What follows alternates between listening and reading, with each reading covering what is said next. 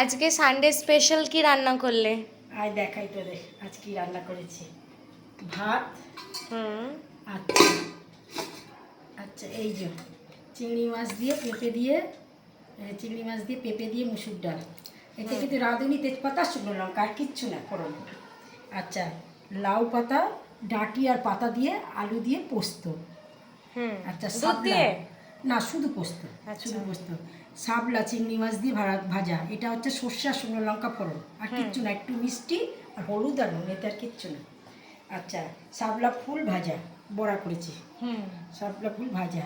আচ্ছা, ইলিশ মাছের ঝাল, দু রকম পোস্ত আর সর্ষে দিয়ে, দু রকম, না পোস্ত আর দু রকম সর্ষে দিয়ে, কাঁচা লঙ্কা দিয়ে ইলিশ মাছের ঝাল। আর এই ইলিশ মাছ মানে পাতুরি।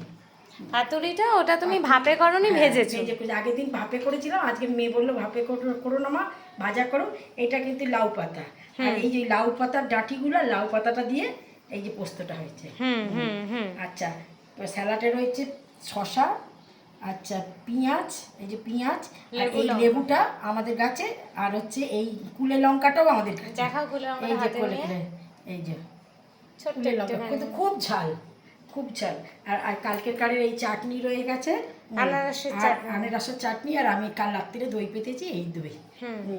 আর তোমাকে মানে সবাই ভাবছে ফ্রিজ ঠিক হয়ে গেছে, আমরাও ভেবেছিলাম ফ্রিজ ঠিক হয়েছে। আমাকে ফ্রিজের লোগো ফোন করেছিল, বললাম মোটামুটি চলছে।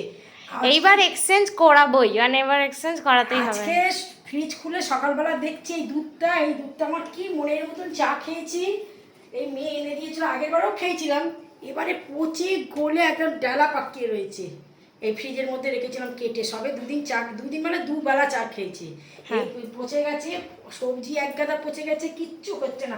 যতবার আমরা ভাবছি ফ্রিজটা ঠিক হয়ে যাচ্ছে, ফ্রিজটা সে খারাপই হয়ে যাচ্ছে, কিছুতেই হচ্ছে না। এইবার আমাদের একটা ব্যবস্থা নিতেই হবে।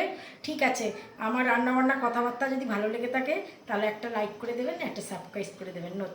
নমস্কার।